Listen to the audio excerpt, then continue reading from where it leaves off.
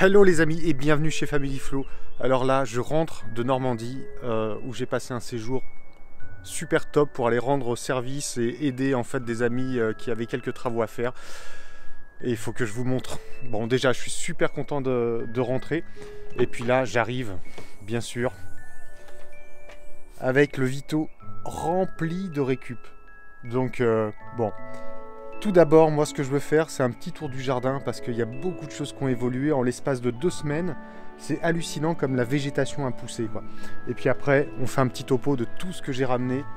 Pour moi, c'est des trésors, hein. Pour d'autres, c'est des déchets. Mais moi, c'est ce qui m'intéresse justement. C'est de réutiliser les déchets des autres. Et c'est là où on donne une deuxième vie aux objets et aux matériaux. Alors déjà, première chose, moi je suis super content de retrouver mon petit chat. J'hallucine en fait sur l'évolution du jardin. Là il y a le petit carré de potager, ici on a des poireaux, on a des oignons, il y a des fraises. Là il y a la menthe qui pousse à foison, c'est top. Alors le truc un peu moins top, c'est que la petite poule s'est envolée et elle est venue gratter ce carré de potager. Le petit figuier qui prend super bien, les feuilles poussent, je suis super content. Pareil, de la mélisse, encore des fraisiers. Ah oui, ça j'avais fait un essai. Je claque. Voilà. Ça c'est une tige de figuier que j'ai tout simplement plantée dans la terre et ça repart. La magie de la nature, moi ça m'éclate. Du cassis qui vient d'Angleterre, donc on va les planter aussi. Mais bon, c'était très mal en point et en fait en l'espace de 2 semaines je leur ai bien mis de l'eau et tout est reparti, c'est top. Les iris qui sont en fleurs, regardez ça derrière là, ça c'est les corettes du Japon en jaune et là au-dessus c'est les cerisiers qui sont déjà en fleurs.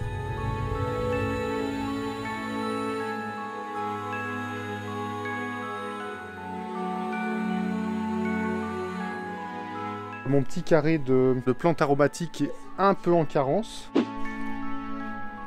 Je ne sais pas si c'est qu'il y a eu trop d'eau ou pas assez. Je vais essayer de voir ça.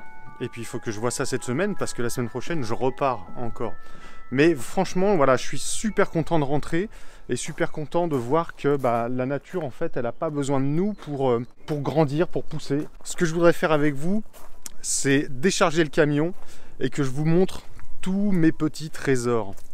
Voilà, on va se faire ça.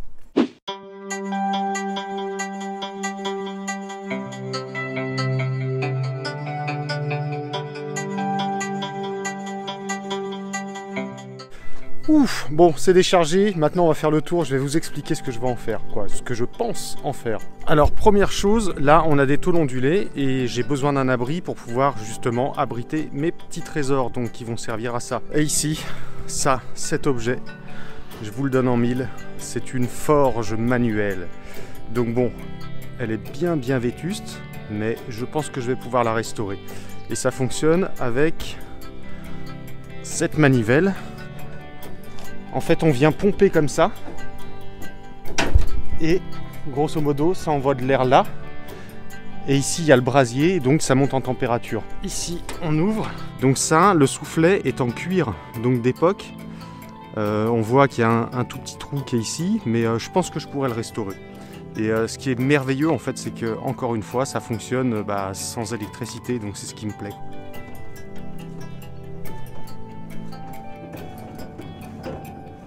J'ai hâte de le voir fonctionner. Par contre, il faut que je trouve une enclume, et sachant que les enclumes, c'est introuvable aujourd'hui.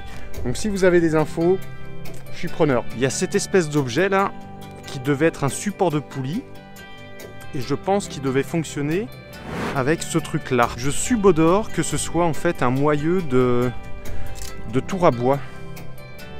Donc qui est réglable comme ça en longueur et ça ressemble étrangement à un tour à bois géant. Après il y a cette espèce de truc aussi, je sais pas de quand ça date, je pense des années 50.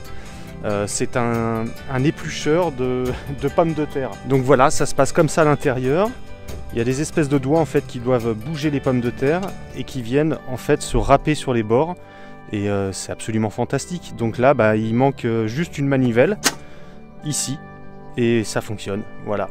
Encore quelque chose qui fonctionne sans électricité. Ici, là, on a maintes et maintes limes, puisque là où j'étais en fait c'était un ancien atelier de forgeron et j'ai ramassé ces limes sachant que tout simplement c'est du très bon acier, donc il faut gratter bien sûr la rouille, mais dedans à l'intérieur il y a de l'acier qui est très très correct, donc pour forger des outils c'est top. Après souvenez-vous, la semaine dernière j'ai fait la petite porte du potager derrière et j'ai mis des charnières qui sont un peu pourries et je vais les remplacer par celles-là, je vais faire un peu de martelage, restaurer celles-ci et elles seront beaucoup plus convenables pour l'épaisseur et la taille de la porte. Ça par exemple c'est un bac à charbon, donc je sais pas ce que je vais en faire, mais je trouve que l'objet est génial. Alors ça, bien sûr c'est une petite burette d'huile à l'ancienne, c'est pareil qui doit dater du siècle dernier, mais c'est absolument génial. Là je pense qu'un coup de chiffon,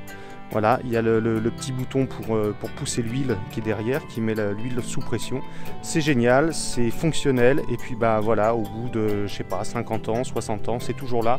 Donc ça veut dire que ça fonctionne bien. Là, il y a une vieille pelle, il manque le manche, je vais le faire.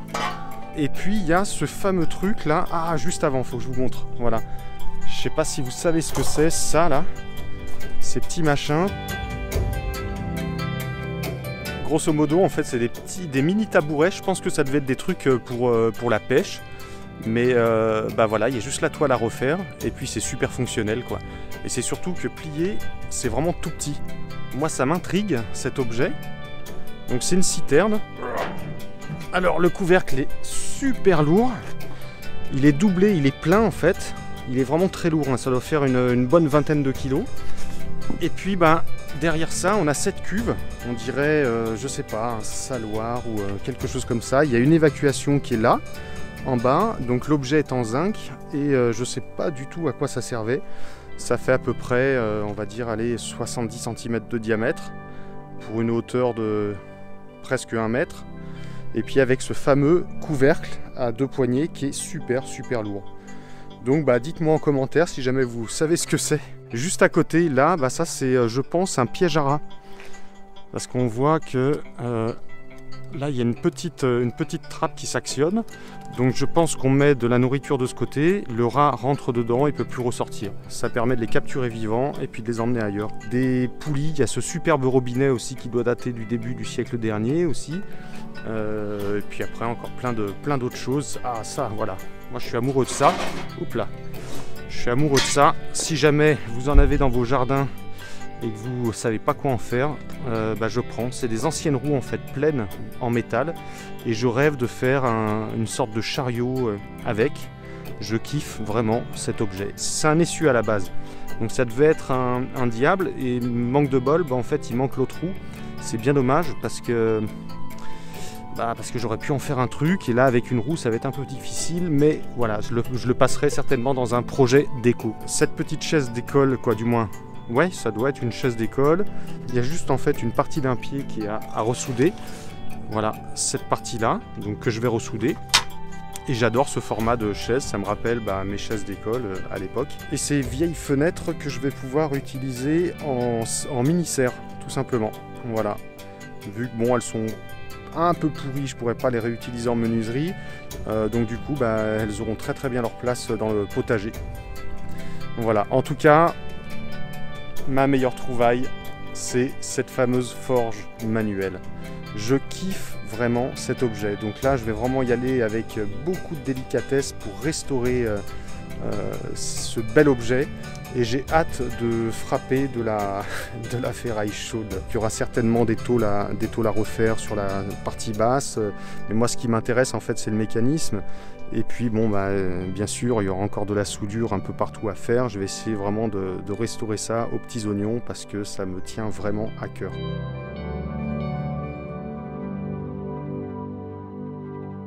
Les déchets des uns sont les trésors des autres. Et je pense que cette vidéo illustre bien ce proverbe. Merci à vous, merci à Maury, merci à Jürgen, merci à Bruno, merci à Enrique, j'en oublie encore plein d'autres. Merci à toi Franck aussi qui m'a apporté beaucoup de choses. C'est vraiment génial parce que pour moi c'est vraiment une source d'inspiration.